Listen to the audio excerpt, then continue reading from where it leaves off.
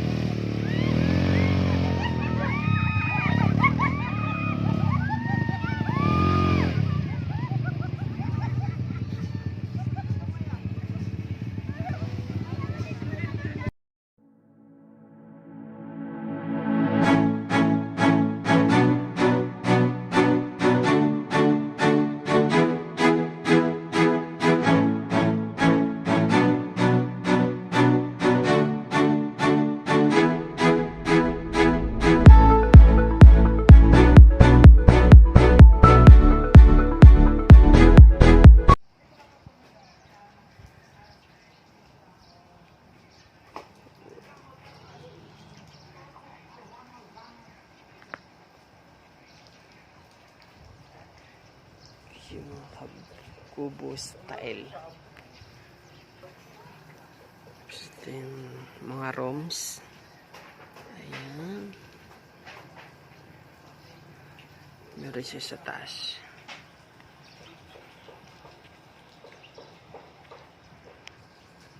Kanilang kitchenware. Yan, dito pwede magluto. Meron din silang freezer. Yung kanilang gym sport and mga kickboxing gloves and yung mga room kubo ni vacation.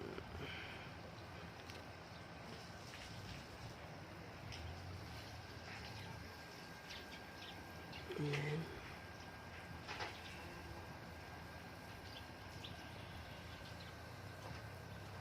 So ayan guys, meron po sila dito.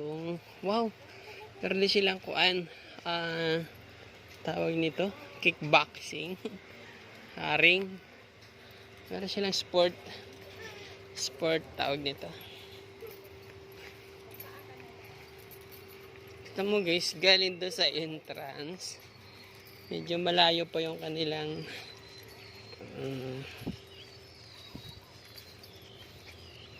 gym. Meron pa sila malayo yung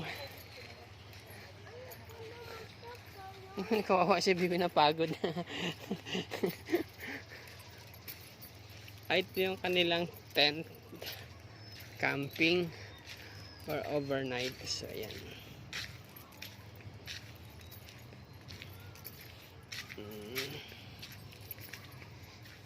Ayan.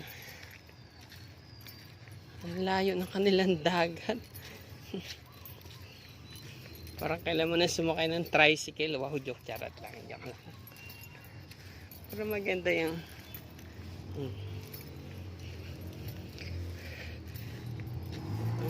ang inabangan ko dito guys, yung kanilang beach. Abangan nyo ha, kung titignan ko gaano ka-excite, paano natin makikita yung kanilang beach front.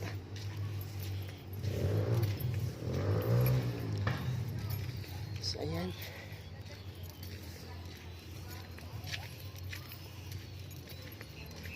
What?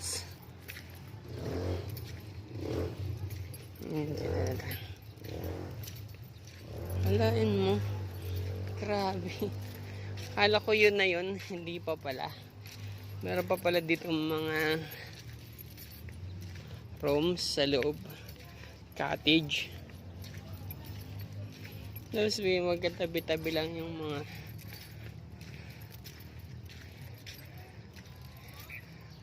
andito beach resort. Ayan. So ayan, malapit na tayo. Naabangan ko na dito yung may tao rin pala dito.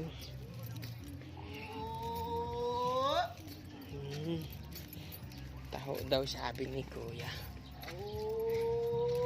Ito yung kanilang okay.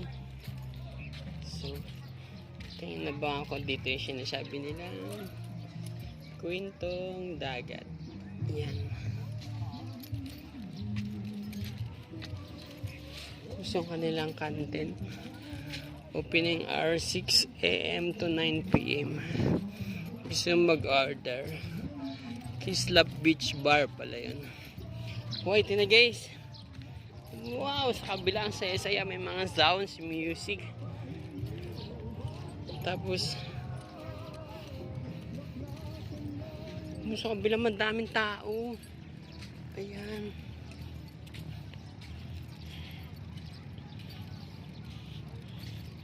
Tapos ito talaga yung pinaka-highlights dito. Ayan. Kaya siya tinawag na kwentong dagat kasi nabaon na lang siya dyan.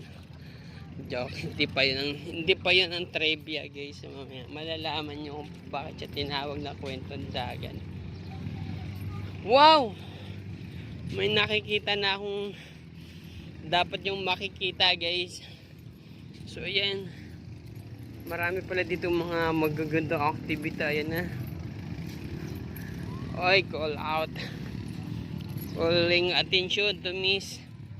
Ito yung mga hinahanap ni Madam Teens. So ayan. So ayan na sila. Nagpapahinga na. Ay ito pala guys yung buong kwento nito. Wow! Ito na pala yun. So madami palang naliligo talaga dito guys. Ito pala maraming dumadayo dito.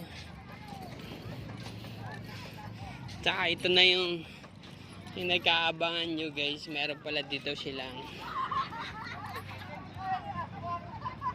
yun. O diba? Ayan. So anong masabi mo madam? Anong masabi mo sa kanilang beach? Ha? May mga kwento ba? Wow!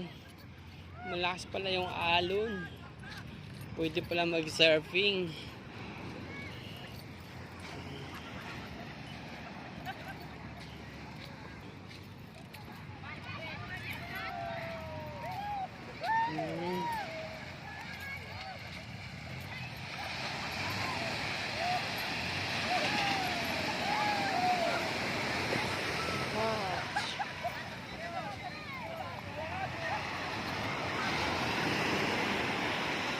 Okay.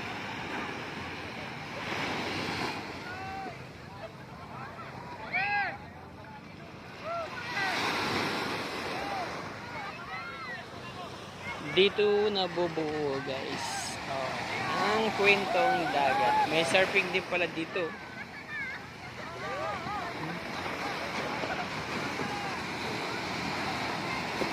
Guys, magkuhan muna tayo dito. Trivia. Bakit nga ba madam tinatawag na kwentong dagat dito?